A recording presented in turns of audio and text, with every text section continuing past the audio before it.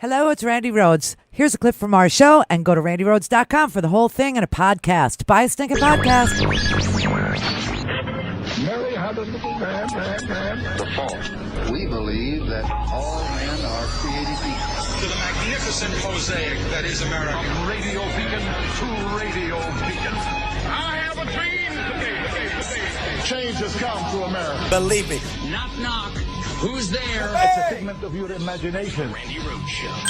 Turn up your mind. Should members of Congress be barred from trading stocks?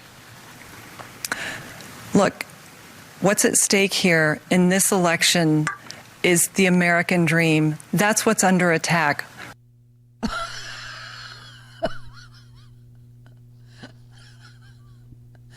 She was like, do you remember Miss Teen USA from South Carolina? I don't know if she won the do you remember her? You remember that girl from 2007? That's who showed up for this debate. I mean, I personally believe that U.S. Americans are unable to do so because some people out there in our nation don't have maps, and I believe that our education, like such as in South Africa and the Iraq, everywhere like such as, and I believe that they should, our education over here in the U.S. should help the U.S.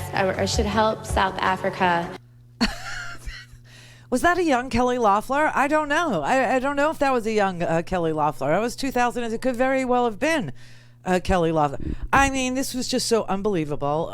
Everything she said, she repeated her canned, her robotic, rehearsed talking points, her clownish performance. She repeated over and over and over and over, no matter what she was asked. I mean, they could have asked her, "Are you from Earth?" And she would have said, "The American dream, and my liberal, radical, opponent doesn't believe in the American dream." It was just so. It was so sick. It was so unbelievable that if, see, this is what I can't understand for the life of me, okay? How does Mitch McConnell win 6 terms in a place like Kentucky? Kelly Loeffler's never been elected to anything, including dog catches. She was appointed by Brian Kemp to take the seat for the retiring Johnny Isakson, okay? And she paid for her seat. She is the richest person in the Senate. She's worth $500 million from what we know, from what she discloses, okay? And she has done absolutely nothing. Perdue is also an inside trader, and he didn't even bother to show up. Poor Jon Ossoff, he was stuck debating an empty podium. At this moment of crisis, is your senator feels entitled to your vote. Your senator is refusing to answer questions and debate his opponent because he believes he shouldn't have to. He believes this Senate seat belongs to him. Yep. This Senate seat belongs to the people. With early voting beginning on December 14th, I want to urge everybody to make a plan to vote. David Perdue has been getting rich in office. And instead of taking public health expertise and guidance from the CDC and getting that to the people and implementing in policy, he was buying up shares in manufacturers of vaccines and medical equipment, and he's not here because he's afraid he may incriminate himself in this debate. And whether or not, respectfully, Lisa, our senator has yet been indicted for a federal crime, his blatant abuse of his power and privilege to enrich himself is disgraceful. But even more disgraceful is that while he has been enriching himself in office and buying shares in vaccine producers and medical equipments, he's been blocking relief for ordinary people who are suffering. And that's the truth. And that's the truth. And this whole charade of these two Georgia people who are using their offices to get inside information and buy up pharmaceutical stocks and sell off retail stocks because they knew what was coming.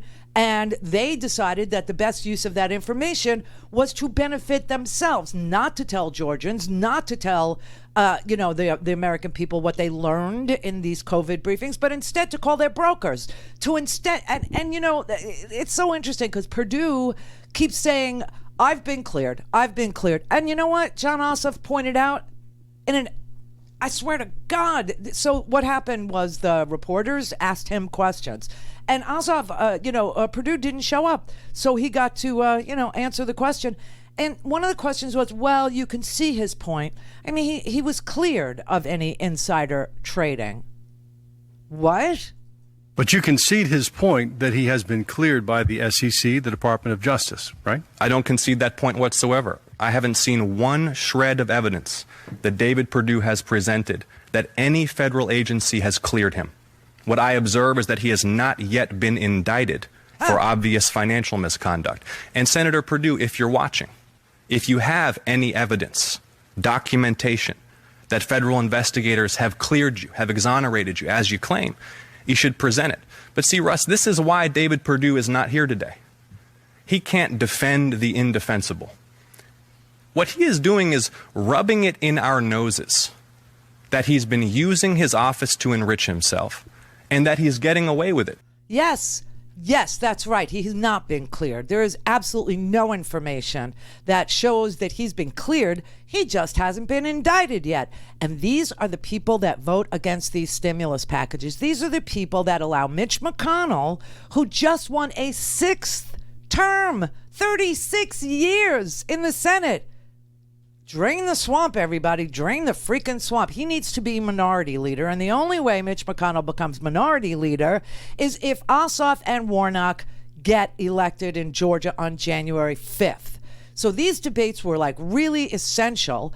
And one of them just didn't bother to show up because he feels so entitled to that seat that it isn't even worth showing up to debate Jon Ossoff. And the other one showed up with these talking points, with this robotic, unbelievably, I mean, she had no mastery of any of the issues. She didn't understand anything about the stimulus package. She didn't understand that if they don't do a stimulus package, and I keep on saying that, and I was screaming at Warnock, I have to say, I was really yelling at the TV because he should have said it. He should have said it. They keep accusing, Warnock and Ossoff of wanting to defund the police. That is not true. If there is no stimulus, that includes money to the cities and the states, which is Mitch McConnell's stated position. Police officers, school teachers, sanitation workers, EMTs, but police officers will lose their jobs. They will be defunding the police. They will. Now, Warnock had a pass at this, and he did talk about, she voted against the cops bill. I want to point out that Kelly Loeffler actually voted to defund the police. She voted against the cops program. She was one of only 10 United States senators who did. I don't think we should defund the police, but we certainly do need criminal justice reform. And the other part of it is the stimulus package. If you don't get a stimulus package that includes money to the cities and the states, and you don't do it before December 31st, okay? If you don't do it this week, they will be defunding the police. The GOP will be defunding the police. Mitch McConnell will be defunding the police. Kelly Loeffler, David Perdue, and all of the Republican senators who are in that club, they will be defunding the police. It was really sick. It was just so sad.